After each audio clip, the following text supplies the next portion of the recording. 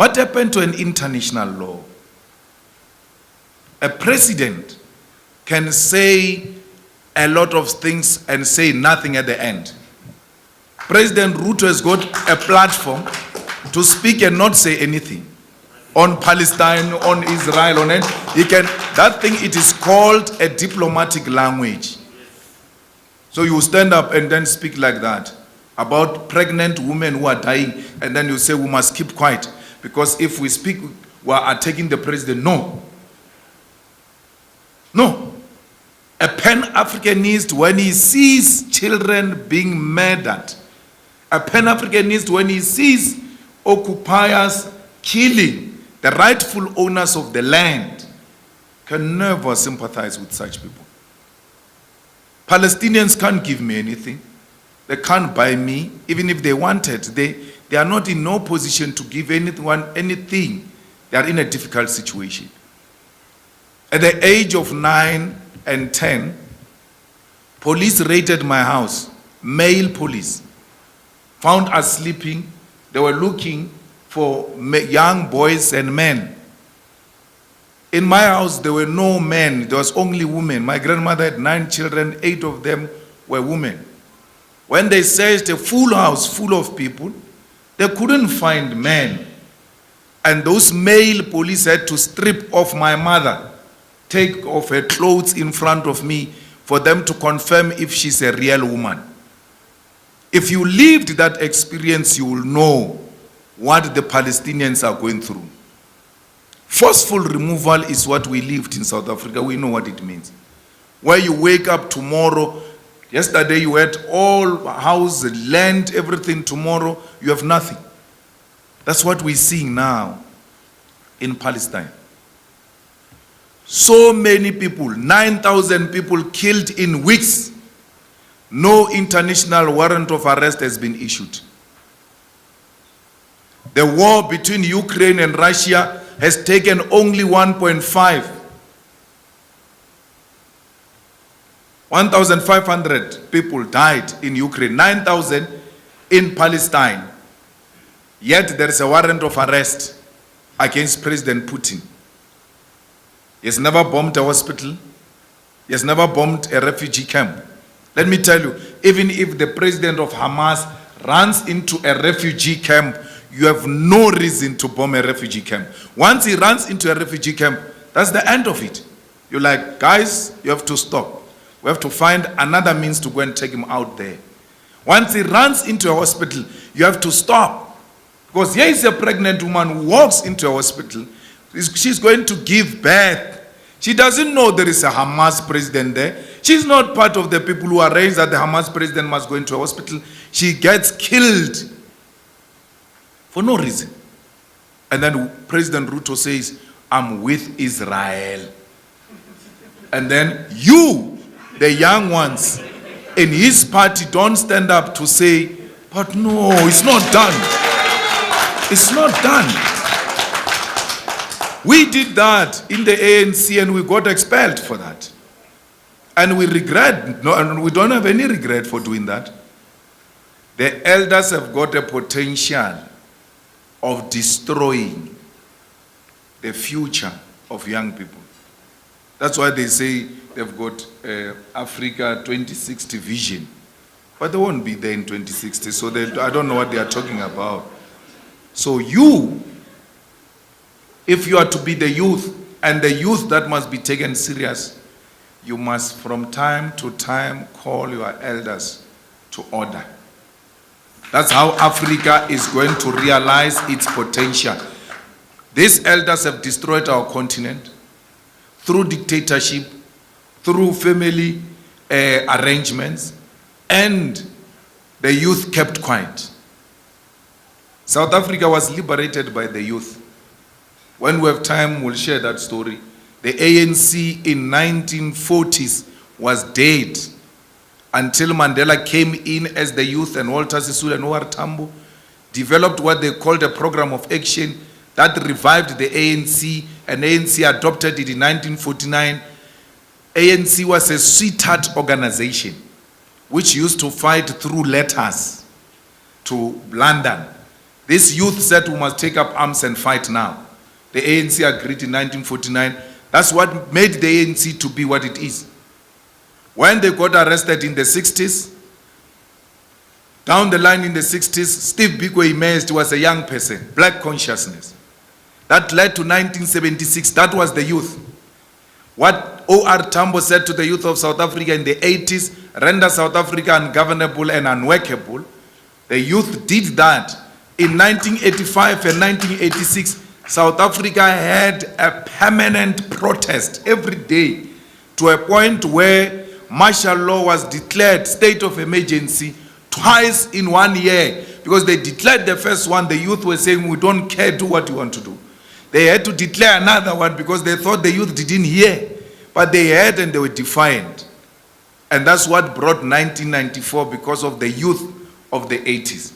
So the youth of Kenya can make Kenya politics to be what you want them to be. President Ruto is a new, fresh air. Because, it has always been like it has to go between the Odingas and the former president, the Kenyattas. So when he came in, we're like, we now are graduating the, what do you call it, family dynasty. We said the family dynasty arrangement is going away. We said this was a perfect Pan-Africanist. I'm not denouncing him as not being a Pan-Africanist. All I'm saying is, stay true to what you are saying. It doesn't matter how many people are criticizing you or not. We still have a lot of hope in him. We still think that a right thing can be done. We need to de-dollarize. He said he's going to de-dollarize. We need to do away with the dollar. He said he's going to do away with the visas. We have to do away with the visas because Africa must be one. I must wake up. It's a 4-hour flight from South Africa to here. I must wake up in South Africa and come and eat lunch here. And then in the afternoon get into a plane, go back. So why should it be an issue? All of these visas, borders must be done away. You know why they think we are xenophobic? We don't know each other. The more we do away with visas and borders and all of that, the more we are going to know each other and realize that we are actually one thing. There's nothing I'm seeing in this room which I've not seen in South Africa. There's nothing that suggests to me, as I wake up, as I walk the streets of Nairobi, that suggests something different to me. It's my first time here. But it's as if I've been here many times. Why? Everything is familiar. These are my people. This is me. And to say you welcome me in Kenya is like welcoming me in Johannesburg. This is my home. Everywhere else in Africa, it's our home. You, the youth, must come and learn in South Africa. South Africans must come and learn here in our universities, cultural exchanges, and we must start to listen to the same music, watch the same movies, to do away with this Western imperialism that manifests itself through songs and television and movies and all of that.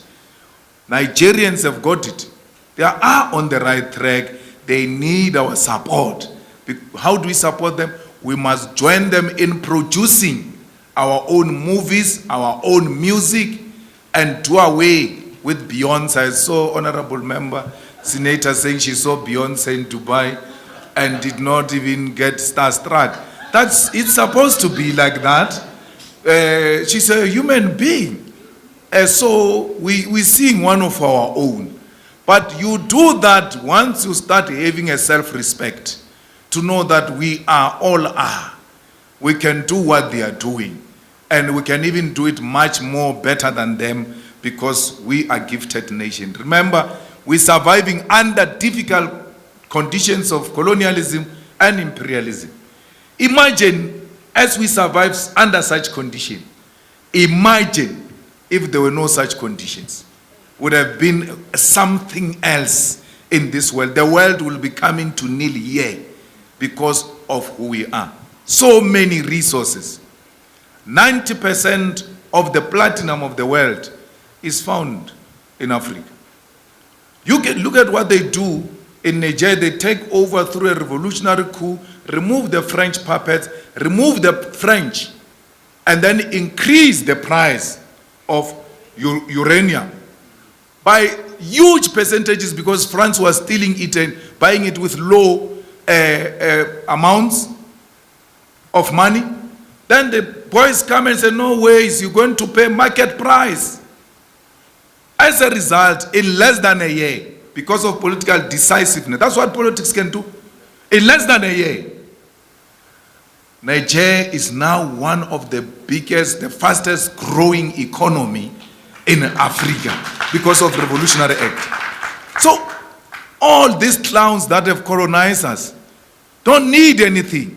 They need a political will to say, this is us, this is where we stand. You either like us or you don't like us. But we are not going to trade with people who disrespect us. You're going to respect us and you're going to trade with us in this way. So, that's you, the youth, who must radicalize the politics of the ruling party and the opposition and say anything that is not African, we're not going to associate with it, including the coups that are happening in the continent where a French puppet is replaced by another French puppet. We must not support such nonsense.